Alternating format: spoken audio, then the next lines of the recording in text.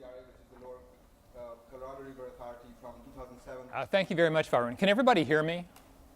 I've got bad allergies, so I hope this is on. What I want to do, bless you. Yeah. That was great timing. Bada boom. When I got the invitation to speak, clearly the topic had to be related to energy because this is the UT Energy Symposium as I understand it. My expertise is primarily in water, although I spent most of the last 24 years at LCRA focusing primarily on energy issues. But the interrelationship between these two is really, really close. So what I'd like to do today is talk to you about water primarily and then end up with energy. I want to talk about will we have enough water for the future? What are the current strategies to meet the future demands for water in Texas? And how does that really relate to energy? So let's start with a very, very basic proposition. Water is truly a unique resource. You can't manufacture it. You can't live without it. And there's no more water today on Earth than there was 10,000 years ago. It's a closed-loop hydrologic system. All the water that ever was, all the water that ever will be, is. So you have past, present, and future. It's just the same. About 97% of the Earth's water is in the oceans. It's salt water. So that means about 3% of Earth's water is fresh water. The majority of that fresh water, about 69%, is locked up in polar ice caps and in Greenland. Glaciers and so forth. And of the remaining fresh water, almost all of it is underground. It's groundwater. So only about 0.3% of Earth's fresh water is in rivers and lakes. Our little portion of it here in Central Texas is the Colorado River Basin. And most Americans take water for granted, but for most of the world's population, there's two great fears when it comes to water. One is having too much, and one is having too little. We've seen both in Central Texas for as long as there has been a Central Texas. Meteorologists around the country know this part of our state as Flash Flood Alley because of the severity of the flooding that takes place. In 1913, the flooding was so bad that the Colorado River and the Brazos River joined just below the city of Columbus. They formed a lake 65 miles wide at the coast. It flooded 500,000 acres. How many of you know where Hula Hut is here in town? Okay, if you're honest, I think everybody does. Well, the dam that's there is the Tom Miller Dam. That's actually the third dam that was in that location. And if you go on the bridge just below the dam, you'll see remnants of prior dams. The first one was built in 1893 by the city of Austin. It created what was called Lake Mcdonald. It was considered an engineering marvel of the time, and it even made the cover of Scientific American. It was the largest hydroelectric dam in the United States at that time. They used water going through the turbines there to generate electricity for trolley cars, for the moonlight towers that we have around town. There's a few that are still left. And in 1900, a storm blew through Central Texas and washed away the dam. Killed 47 people and left Austin without electricity for months. A second dam was built. It was washed away by another flood in 1915. LCRA came along, built a third dam. It's still there. It's been reinforced, and it should be there for a very, very long time. Downtown Austin has been flooded on numerous occasions. If you go down to Cesar Chavez, right at Colorado, there's what looks to be a little, looks like a tombstone, gravestone marker, old stone thing. It marks the flood of record for the Colorado River and for Austin, 1869. That's about this high above the sidewalk on Cesar Chavez Street. So that would have flooded City Hall and on into downtown, cut off the city of Austin into north and south, and that happened on a pretty regular basis. We've got great photographs from the 30s where it happened 2 or 3 years in a row. The city would be separated, in some cases for days. Before that, it had been weeks at a time.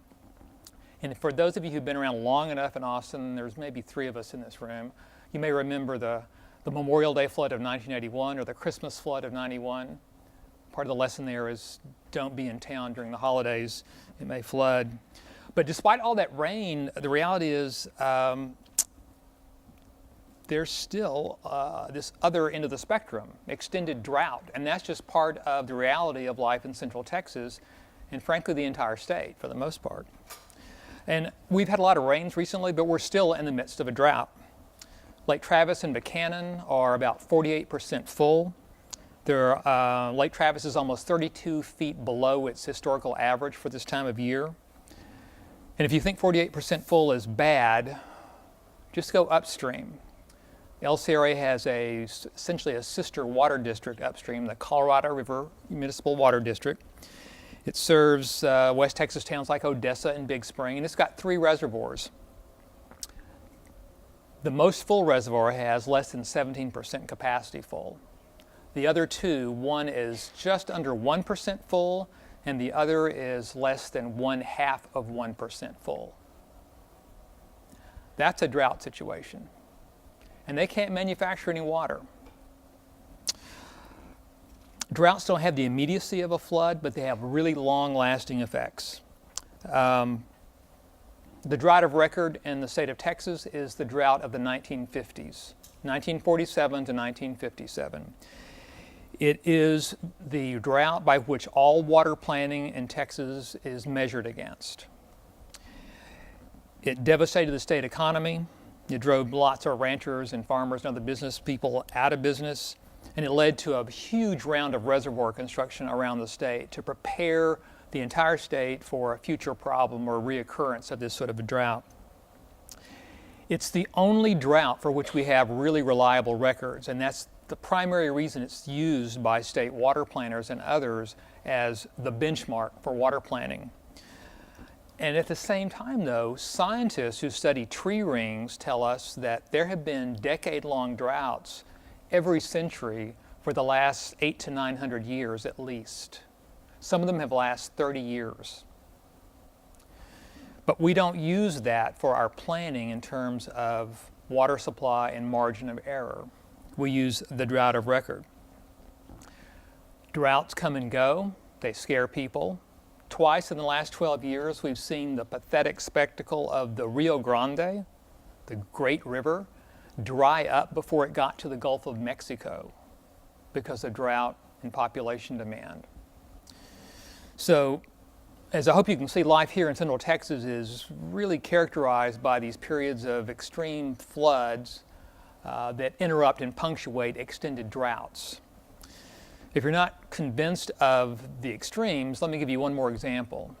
In 1952, literally in the middle of the drought of record, 47 to 57, Lake Travis was at its lowest point since it was built. On September 11th, after a 15-inch rainfall upstream in the hill country, the lake rose 57 feet in 14 hours. Then it emptied out over a period of time. We returned to drought, and the drought lasted for another 5 years. So it was those two extremes, the flooding situation that kept plaguing Austin in particular, and then the extended drought that led to this very unlikely coalition that led to the creation of LCRA, the Lower Colorado River Authority. You had Austin interest, who didn't like the city to be flooded and cut in two. And then you had rice farmers downstream who wanted a reliable water supply for their rice crop. It's a big, big business for many, many decades. So they joined others, including a young congressman named Lyndon Johnson, and got the Texas legislature to pass a bill to create the LCRA. It was modeled after the Tennessee Valley Authority. It had no taxing authority. It didn't get any legislative appropriations, and all of its services would be cost-based. The idea was LCRA would build a series of dams to provide a reliable water supply, minimize the flooding, and by the way, use that hydroelectric power in those dams to pay for all of this. And it worked really well. The water was considered essentially free fuel. They didn't even think twice about releasing water from the lakes because there was not that kind of population that we have today. Later, the hydroelectric capacity wasn't enough to keep up with the population demand for energy.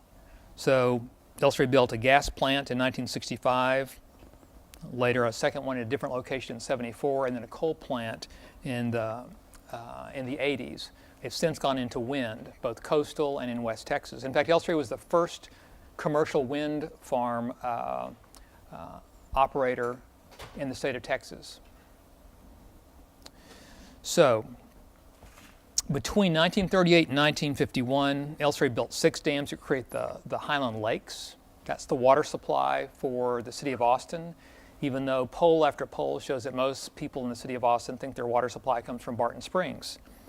But it really comes from primarily Lake Travis and the Colorado River. And that's really served this region extremely well, but that water supply may no longer be enough. And why is that? Any ideas? Bingo. We've had a huge increase in population. In 1935, when LCRA was created, the state population was 6 million. It's now roughly 25 million. State demographers predict that by 2060, it'll be almost double that, at least 46 million people. City of Austin's population has increased 13 times since LCRA was created. 13 times. Austin is the single biggest customer of LCRA for water. But there's also another emerging concern, and that is, frankly, changing climate patterns. No matter what you think the cause of it, the climate is changing. And water planners in Texas and elsewhere are trying to factor that in, and it's extremely difficult to do because it's just so unpredictable. I gave a talk with the state climatologist, John Nielsen Gammon, just last week, and the charts he showed in terms of temperature were pretty startling. Last year was the driest 12-month period in Texas history. Austin experienced a record 90 days of 100-degree temperature or more. Broke the old record by a huge factor. So given all this great cheery news about water, what should we do? Most people think you should start with a plan, and that's in fact what the state has done. The Texas Water Development Board is a state water planning agency for Texas, and every few years they put together a water plan for the entire state. They released one a couple of months ago, and it's a little bit different from the old-fashioned form where a bunch of water policy wonks got together and said, here's what we're going to do, and then told everyone else in the state. In this case, the Water Development Board asked people all over Texas to give them ideas. They had regional water planning groups that came up with proposals for their particular regions to meet their demands, whether it was energy-related, agriculture-related, city-related, recreational, environmental, you name it. So the result was 562 recommended water supply strategies to meet the potential demand for the state of Texas, the entire state, through the year 2060 through a repeat of the drought of record of the 1950s. It assumes that the population is going to essentially double, roughly 46 million people. It also projects that water demands will increase by about 22%, but that existing water supplies will decrease by 10%. That's mainly because we're mining the Ogallala Aquifer and a few others. In other words, we're taking out much more water than is recharging. The capital cost of those 562 strategies is $53 billion. And how much money do you think the Texas legislature has appropriated for those? We got two winners, zero, not a penny. So what I want to do is walk through 5 elements, the main elements of the water plan as far as the 5 biggest areas that are supposed to take care of us through the year 2060, and then talk about the relationship between that water we have now and what we might have in the future, the relationship between water and energy. Number 1 on the state water plan list is conservation. It makes up almost 25% of the state water plan's proposed new way to meet water needs for all the way through 2060. About 2/3 of it is agricultural conservation, the rest is municipal. And the fact is that is the fastest and the cheapest way to make new water available, without a doubt. It's just bar none, there's no better strategy. Do many people think that we can get there? A lot of folks say no. That's a huge increase in the sort of conservation compared to what people are doing today. I think we can. I think we're going to have to. But what are the issues? I mean, what are the challenges to conservation? You think it would be a no-brainer because no one effectively opposes water conservation when you throw it out as a strategy. But first of all, and maybe most important, people's habits are really hard to break. Texans love to water their lush St. Augustine lawns during the middle of August with treated drinking water. If you lived anywhere else in the world outside of maybe the really wet countries like England and Ireland, they would think you're insane. You're putting this incredibly valuable resource that costs a lot of money to treat and transport onto something that just seems nonsensical. The city of San Antonio has reduced its per capita water consumption by roughly 42%. And it's generally held out as the poster child for what water conservation can do. And they've done that without really increasing any new or getting new water supplies while their population has boomed over the last 20 years. But it's taken them 26 years to do that, and they did it only because they had to. There was a federal lawsuit, an Endangered Species Act lawsuit, that said the cities has to get off of the Edwards Aquifer, reduce its reliance, and find other sources of water. And the first place they went, of course, was conservation because it's the cheapest way to do it. El Paso is another success story. But again, why do they do it? Because they don't have a choice. It rains roughly 8.8 inches in a good year in El Paso. It has rained as little as 2 inches in a year in El Paso before. Those are when we've had records, and we only have records for under 100 years. So I think in a bad year it's been much less than that. But because they have to, they've taken those steps, and people have adapted their lifestyles. For farmers, which is most of this water conservation, that generally means additional cost because you have to invest in different kinds of irrigation equipment. For local water utilities, think about it. Where does a water utility get its revenues? From selling water. So when you tell your customers, I want you to use less of my product, it sends this interesting signal, and it's where we are going, and it will work. But there's a lot of water utility managers who really haven't bought into this notion very seriously. And frankly, it's because it eats into their revenues. But we've got to find a way to get through that. But finally, I'd say almost everyone agrees, as great a strategy as conservation is, it's not going to get us all to where we need to be in the year 2060. We need to do some other things. So the next item on the State Water Plan list is new reservoirs. And that's typically what people think of when they say, where should we get new water? They think, well, build another Lake Travis or Lake Buchanan. That accounts for almost 17% of the new water needed under the water plan. And that's worked really well for a long time. Think of our own Mansfield Dam that creates Lake Travis. You have the Hoover Dam. You have Grand Coulee Dam. Almost all of those were built in the 30s and the 40s in the great grand era of dam and reservoir construction in this country. But a lot's changed since then. There are hardly any good reservoir sites left in the state of Texas today, realistically speaking. And new dams and reservoirs are extremely expensive. In the 30s and the 40s, the federal government funded most of those projects, the Bureau of Reclamation and the Army Corps of Engineers, and that just doesn't happen anymore. There's no federal dollars for it. Ronald Reagan is often credited with stopping the large dam construction because he actually insisted upon a cost-benefit analysis to make sure that you could justify spending those sums for these dams because there really weren't that many good sites anymore. Also, we have environmental laws that were not in place in the 30s and the 40s. Endangered Species Act, National Environmental Policy Act. You have to actually think ahead. What impacts would a project this size have on this region and the environment? And then last but not least, Texas is a very proud private property rights state. People don't like to have their land condemned so it can be flooded so that other people can motorboat and ski on it. They kind of forget the water supply part, but still, it's a significant hurdle to overcome.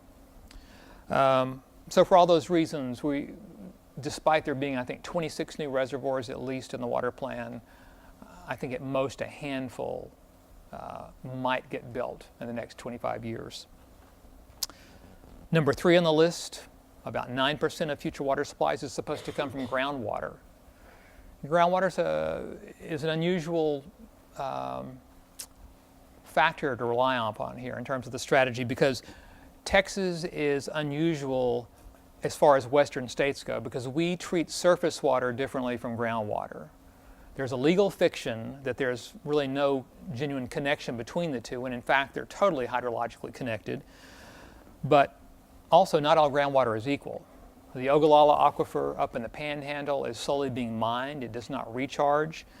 It's going away. Yet if you come down here to the Barton Springs Edwards Aquifer or the Carrizo Wilcox Aquifer, they recharge very, very quickly. It's all groundwater, but it has very different characteristics. The state law issue is complicated because in Texas, the Supreme Court has just ruled that if you're a landowner, you own all the groundwater below your property in place. It's not considered a state resource, even though it's hydrologically connected with the surface water, which the state owns and then permits. This creates a lot of complicated and challenging situations for our state. We also subscribe to what is called the rule of capture, which means that if you're a landowner, you can pump as much groundwater from beneath your property as you want, no matter, even if it dries up your neighbor's wells, even if it sucks the aquifer dry, which has happened before. Clayton Williams Sr. out in Fort Stockton dried up Comanche Springs, which had been flowing since time immemorial, because he put in some enormously huge pumps, drew down all the wells of his fellow farmers, dried up Comanche Springs, which had been a big tourist attraction, kind of like Barton Springs in Austin. Went all the way through the court system. They said, nope, rule of capture, the biggest straw wins. And he had the biggest straw. Texas is, by the way, the only western state to follow that rule of capture. And it comes from a 1904 court case, Texas Supreme Court case, that was based upon an even older precedent from England, where people carry umbrellas much more frequently than they do in Texas. It rains a lot there, and it doesn't here. So we applied a law that really doesn't fit our particular situation. You can regulate groundwater up to a point. There's 96, 98 groundwater districts in place right now. They're underfunded. They can't stop you completely from pumping groundwater, but they can place limitations on it. Groundwater is a dicey subject. People think they own it, whether they can control it or not. The law's in a state of flux.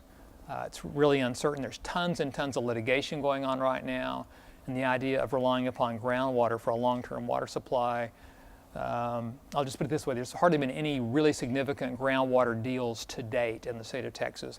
The one exception I can think of is T. Boone Pickens sold about 211,000 acres up in the Panhandle to the Canadian River Authority for roughly $100 million. And that's because he owned all of that property. And the Ogallala is, you have a pretty good idea of how much water is there. It's not like the Edwards Aquifer or the Barton Springs Aquifer or the Carrizo Aquifer. But that's the only one I can think of. And that deal itself took easily 16 years to consummate. So groundwater is a little bit dicey. Let's see. Fourth on the water plan is water reuse. That's supposed to give us about 10% of our future water supply. That is a euphemism for treated sewage effluent. You may have heard in California they call it toilet to tap, where you treat sewage to drinking water standards and then you drink it. The reality is we do have a hydrological cycle. How many of you have ever lived for any length of time in Houston? Well, during the summer, 90% of your drinking water came from Dallas-Fort Worth sewage effluent. They pump it into the Trinity River. It's virtually all sewage effluent, but they treat the water. You'd never know the difference. It works really well, but as all water professionals acknowledge, there's a yuck factor associated with water reuse. They're always trying to come up with euphemisms for it. El Paso, for example, remember, they've been in such dire straits, they have very little available water supply. They were one of the first large cities to put in a treatment system where they treated their sewage effluent from El Paso to treated drinking water standards. It was safe to drink. And if you go there today, the manager of that plant will offer you a glass and ask you to join him in turning on the tap and drinking it. But because of the concern on the yuck factor, El Paso chose to spend extra money to pipe that perfectly good potable drinking water from the end of this super treatment plant that originated in the sewage plant. They pump that water underground. Then they put in wells 2 or 3 miles down dip and take it out, and residents think now it's okay to drink. That's clean water, you know, because it came from Mother Earth. So, you know, that's, you know, some people used to say, when they were talking about water in Texas, I have good news and I have bad news. The good news is that within 25 years, over half our population will be drinking treated sewage effluent. But the bad news is there won't be enough to go around. And that is really true because we are fighting over treated sewage now. Water is getting so scarce and the demand has increased so much that LCRA in the city of Austin almost went to court over who owned the treated sewage from Austin sewer plants. State law says once you put it back into the stream, in essence, it becomes state water. City of Waco was in a lot of battles over that. Different cities in Dallas-Fort Worth have been fighting over treated sewage effluent. This has been going on for years in the western states, and that's because they have so much less water than Texas does as a whole. They're way ahead of us in all of these regards. So let me mention the last of the strategies is desalination. It's supposed to supply about 3.5% of our future needs. It's a proven technology. There's over 100 desal plants in the state of Texas alone, most of them really small. And we have essentially an endless supply with the Gulf of Mexico, but also with lots of brackish groundwater, salty groundwater. The most significant drawback with desalination, though, is cost. And the chief cost when it comes to desalination is energy. Because the way that you desalinate large amounts of salty water is you pump it using a whole lot of energy to force it through some very, very fine membranes to take out the chlorides and salts. That takes a significant amount of energy. I've seen figures up to 44% of the cost for a desalination plant is strictly energy cost. Brackish groundwater is a whole lot cheaper than seawater because it doesn't have as much salt in it.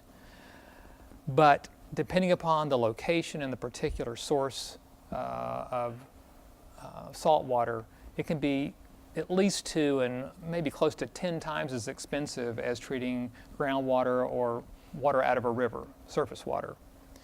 You also have a potential problem about disposal of all these salts and chlorides. El Paso, once again, because it had to, got very clever. They have a really large and brand new desalination plant. It serves Fort Bliss as well as the city, and by doing that, they were able to get, I want to say at least 25, maybe $75 million in federal grant funds, because I'm sure it was a national security project because it was serving Fort Bliss. But the good news is El Paso is really well situated, and they're treating brackish groundwater. And they got the federal government, everybody, all these other taxpayers to help pay for it.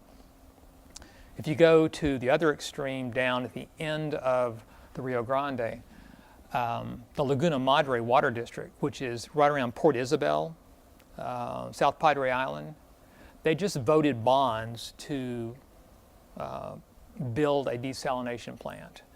This is not a wealthy area, but remember when I mentioned that the Rio Grande had dried up twice since 2000?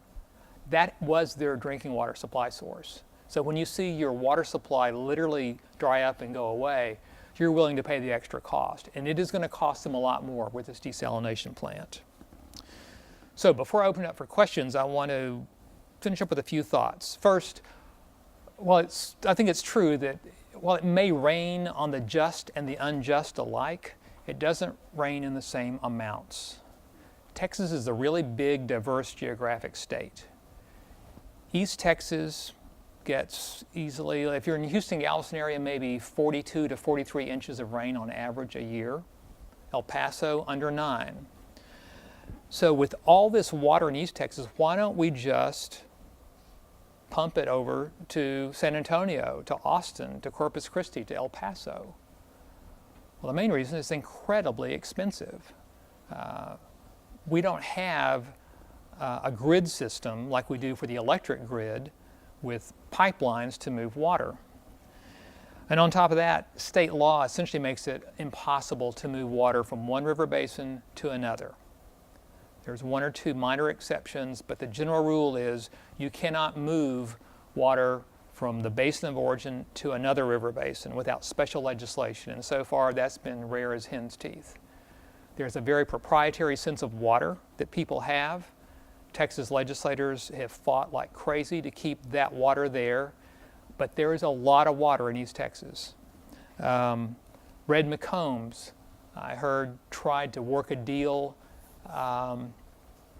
from the Louisiana side of Sabine Lake. I think it was 800,000 acre feet of water that he wanted to sell. The governor would not approve it in Louisiana, but again, he was trying to pull, I think, a T. Boone Pickens, figuring that somebody is going to get desperate enough they're going to want that water. But there's huge political resistance to it. At the same time, in the future, I think that's going to change, because there's an old saying in the water world that water doesn't necessarily flow downhill, it flows towards money. What that really means is it flows towards where the population is, where the greatest need is, in theory. I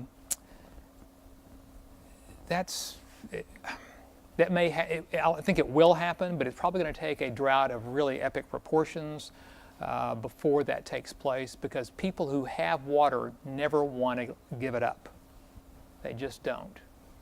Mark Twain said that whiskey's for drinking and water's for fighting, and it's really true. If you go around the country and the world, there's a lot of water disputes and people fight over it, and when you have water near where you are, you think that it is yours, whether you have a legal right to it or not. Next, I think we need to accept the reality of changing climate patterns. We haven't fully incorporated it into our water planning yet, because I think people were afraid of what it would show. If we really used those tree ring studies to demonstrate how bad a drought could be, it would show that we needed so much more water than what the current water plan says. I think people would just, I'm afraid that state officials thought that people would just go crazy. Also, we have to face the fact that most Texans, like most Americans, don't place the right value on water.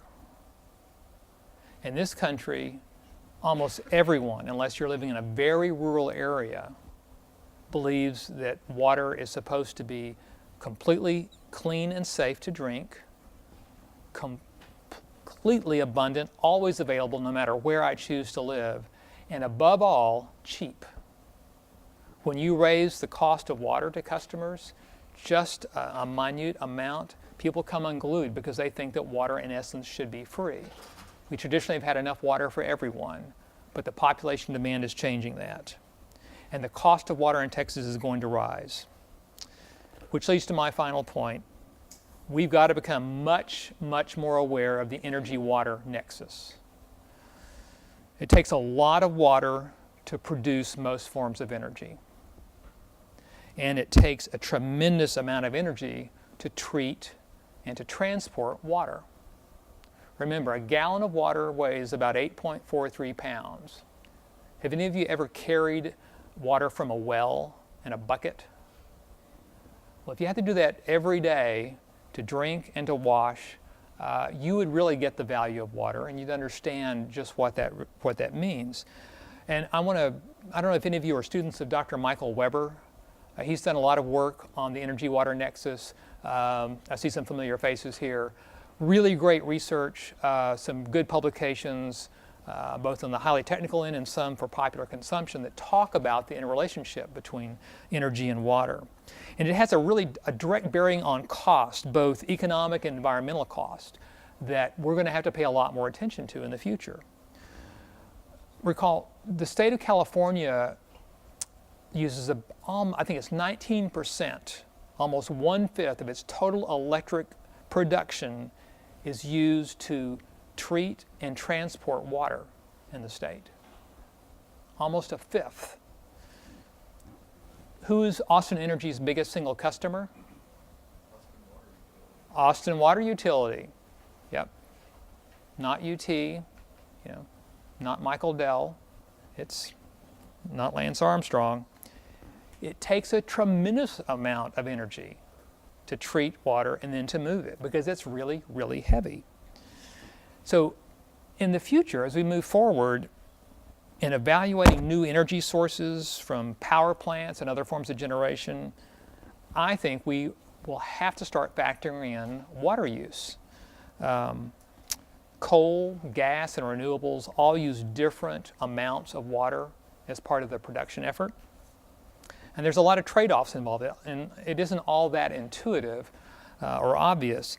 There's some dry cooling processes for coal and gas plants, which require much, much less water than the traditional cooling tower or reservoir or once-through cooling systems. But the trade-off there is those plants are less efficient. They put more CO2 in the atmosphere. There's more emissions from them. How do you evaluate those two? How do you factor that in? A nuclear power plant typically uses considerable amount of cooling water. I mean, just a huge amount, but it emits no CO2 at all. How do you weigh those two in terms of the trade-offs? Concentrated solar power uses more cooling water per kilowatt hour than either coal or nuclear that use wet cooling towers. How do you trade those off? How do we make that decision as a society? There's actually a lot of interest these days in using wind energy to desalinate water, both on the coast and in West Texas. Had an investor come talk to me a few months ago, had some great ideas. The guy's already got some leases out from the land office just off the coast down off Willacy and Cameron counties. It's a good concept, but no one has made that a reality yet. West Texas has tons of brackish groundwater just waiting to be treated, and there's lots of wind out there, and you can perhaps use that energy to treat that water at night when there's not that big demand, but that's when your wind energy is being used. But you're a long ways from most metropolitan centers. How do you get that water to places that really need it? And again, it comes down to cost. The days of cheap energy from abundant water are far behind us now. We're not going to build really big, large, huge dams that give both water supply and clean hydroelectric energy. I mean, those days are gone. LCRA used water as fuel because there was so little demand for water at the time. Nobody complained. They ran those hydro turbines constantly, and it satisfied the need of Central Texas for energy for years and years. But that time is past. The competition for water is going to get really fierce, and it's going to put some energy producers in direct competition with other forms of commerce. That's already beginning to happen. Just about a week and a half ago, the Texas Commission on Environmental Quality adopted some new drought rules that relate to water use during emergency shortages and drought periods. And in essence, well, let me go back. Remember that the state of Texas owns the surface water. They grant permits in the forms of water rights to people who apply for them. And they follow the traditional, what's called the prior appropriation doctrine. It's common throughout the West. The first in time is first in right. The more senior or the oldest of the water rights and permits are the most reliable because during periods of drought and very little water, they are guaranteed water before someone who's junior in time with their permit. So if you just got your first permit just last week, you're pretty much out of luck once it gets a little bit dry. Well, these rules that TCQ adopted have gotten people all over the state pretty hot and bothered because, in essence, they're being interpreted to mean that TCEQ can change that over 100 years of law as far as protecting your water right and its seniority to count on for your business, your farming enterprise, whatever it is you use that water for. And instead, TCQ says for cities and power plants, they're going to take priority because that's a public health and welfare issue. We have to keep the lights on, and cities just have to have water. That's going to lead to a lot of litigation There's people already talking about lawsuits and challenges to the law. We'll see. I think it may help focus some attention on this energy-water nexus. Resolving that's going to be a more challenging matter. The Texas legislature hates water issues. They love energy issues because energy tends to mean money. Water means conflict and problems. And energy and water together, that's a pretty volatile combination as far as the Texas legislature goes. Despite all that, I'm actually optimistic about our future when it comes to water and energy both, because I looked at the example here, San Antonio and El Paso in terms of water. I look to our development of wind energy in terms of our ability to move into new energy areas. I also look to the western states who've been without water for a lot longer than we have here in Texas. Texas is slowly, because of population increases as well as climate pattern changes, becoming more and more like New Mexico, Arizona, Nevada, much of California. They have all adapted to limited amounts of water. In Colorado, you cannot collect rainwater on your roof because the state owns it. They account for literally every drop of water. It is that valuable, it's that important, and Texas may get to that point. But I think we, as far as our water future goes, we can and we must make do with less. We won't have a choice. We're going to have to focus a whole lot more on our needs than our wants, because we've been in a want environment for the last 150 years in Texas. And we're going to have to be willing to pay more for water. There's no doubt in my mind that water costs will go up and that people will howl about that. But if the droughts last long enough, people change their minds. Necessity drives a whole lot of innovation and definitely changes in habits. So I thank you for your attention. I'll be glad to try to answer any questions if that's the format. So I'll shut up and see if there's anything you have in mind.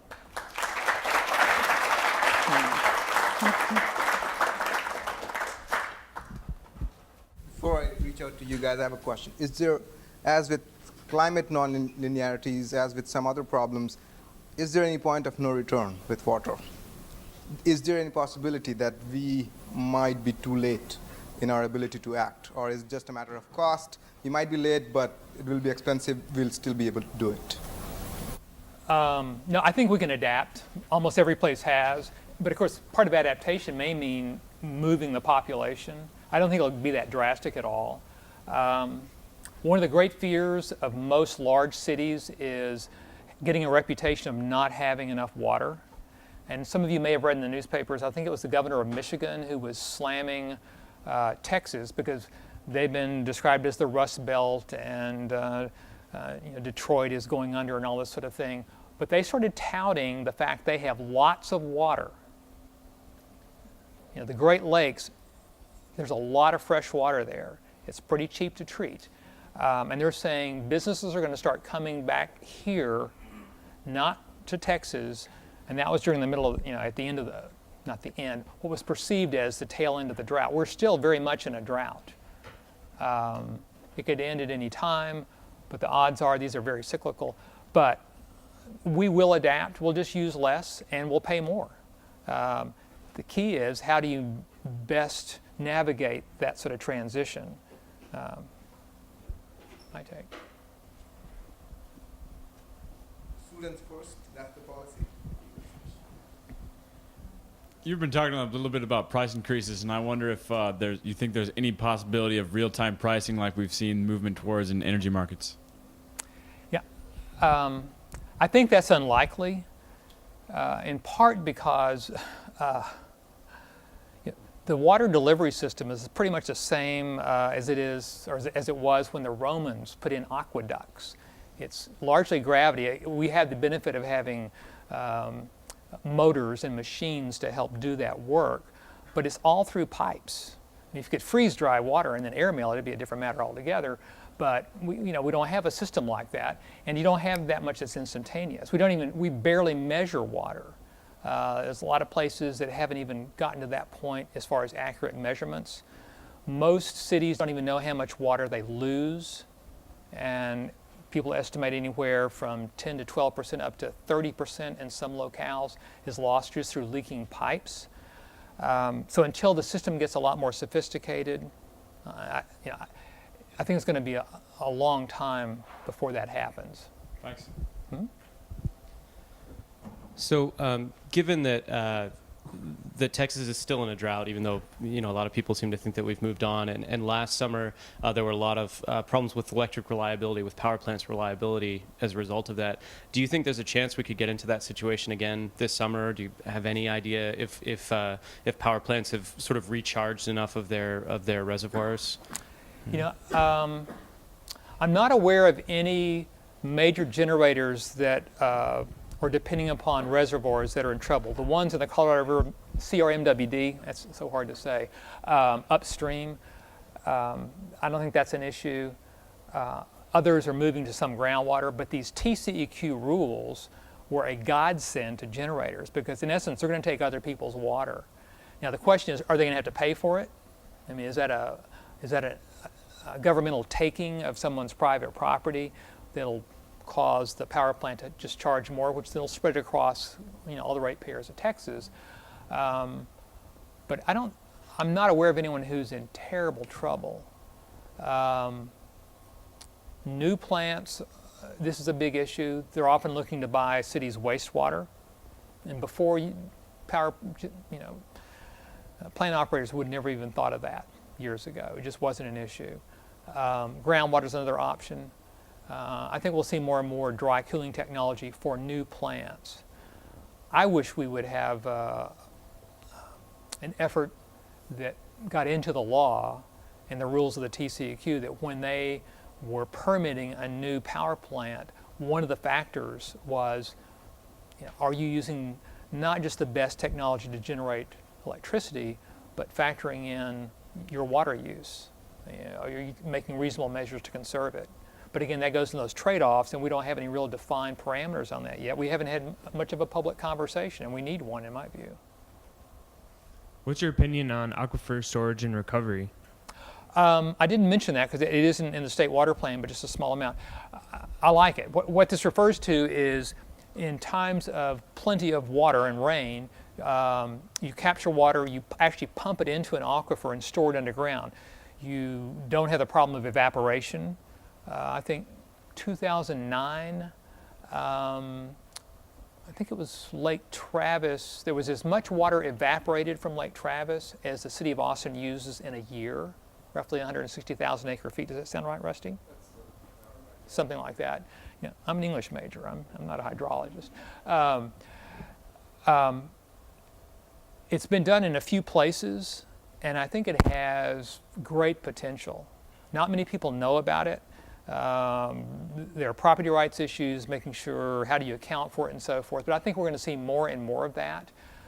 City of San Antonio has certainly explored that a lot. Since they relied upon the Edwards Aquifer for so long, they're more comfortable with that sort of notion. Other places have done aquifer storage and retrieval, and I think it has a bright future. I'm not sure if we'll be able to use it on a grand scale because it is obviously aquifer dependent. With the ongoing drought, how do you think it will affect the water transfer to the Brazos River Basin, to Williamson County?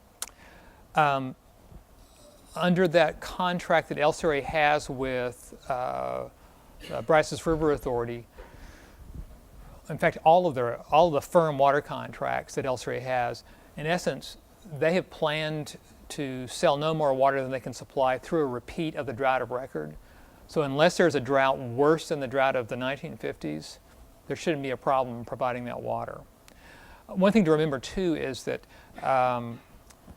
when people contract for water, especially cities, and this BRA, Brazos River Authority example is a good one, they tend to contract for a 40-year, sometimes 50-year term because they want to grow into that contract. They want to lock up water. They're not going to use all that water the first year. So over a period of years, they'll take more and more and more. But they hardly ever take all that amount in the first, certainly not the first year, and usually not even the first 10 years. So I think Williamson County I'd be totally comfortable relying upon that. Well, Tom, there'd be just so many questions I'd want to ask, but I'll save them all except one. And given the Texas Supreme Court's recent ruling that reinforces the right of capture, do you think that the progress that groundwater conservation districts were making with control of previously uncontrolled pumping, do you think that momentum has been killed? Do you expect growth in groundwater conservation districts to continue, and do you expect them to help the state meet its goal in the water plan? I think that Supreme Court opinion is going to have a chilling effect, if you will. It's going to discourage or maybe intimidate some groundwater districts. Again, most of these groundwater districts have very little funding. They're locally operated. They're often done on county lines. And if a large, well-funded landowner says, I want a permit for this well in this amount, and if you don't give it to me, even though you're trying to protect the aquifer for our collective benefit here in this county, I'm going to sue you. They might be tempted to give more than they would otherwise in terms of a permit. As a practical matter, I think that's my greatest concern with the case as far as that goes. I think I'm hopeful that we will move away from these single county groundwater districts, which have different rules even though they're over the same aquifer. You can have two groundwater districts, two different counties right next to each other over the same aquifer. One has one set of notion of how much water is available and they should allow to be pumped. That's completely different from the one right next door. And you cannot manage an aquifer that way. I hope we move to regional groundwater districts that cover the entire aquifer. It just makes more sense. But that's going to continue to evolve, and I think we'll see some more groundwater districts created because the good ones have, I think, are doing an effective job. I have a somewhat related question, and it's groundwater related. You mentioned earlier in your talk about that there are state laws that prohibit most, if not all, interbasin transfers of water. What about interbasin transfers of groundwater? Perfectly acceptable. Perfectly legal. Yep. The law treats groundwater as a type of personal property, believe it or not, and there is no limit on that. Many groundwater districts were in fact created to try to stop transfers of water from that county to some distant location. And the legislature made it clear that you can limit, but you cannot stop it. You have to treat those transfers essentially on the same basis. You can have a surcharge on it as far as the fee goes, but it's nothing that significant. But you can't treat that transfer any different than you can a transfer from that well to someplace else within the same county. So completely different ball game, and that's why a lot of folks have gone out and spent a lot of money investing in groundwater wells, thinking they're going to make a lot like wildcatters in the oil business years ago, and a few of them might. As the law gets a little bit more certain, I was always reticent. I just wasn't willing to take that kind of risk at LCRA because the law was so uncertain, and we didn't have an immediate need for it. But it will get that way, and you can transfer it across the state if someone's willing to pump it there. It appears to be heading in that direction right now. Absolutely. Yeah. Time for two more questions, and I think we have two hands here. I'll come back to this. Yeah, you had made an interesting point about not being able to move water from one basin to the other, but I seem to recall reading in the paper over the last few years this whole kerfuffle between San Antonio and LCRA, that there was some exploration of it, and then LCRA said, whoa, we want to back off. Then San Antonio sued LCRA for like $27 billion, some ridiculous amount. Right. And then it was thrown out because you can't sue the entity, but then they appealed. Right. Can you describe more about that and what's the latest?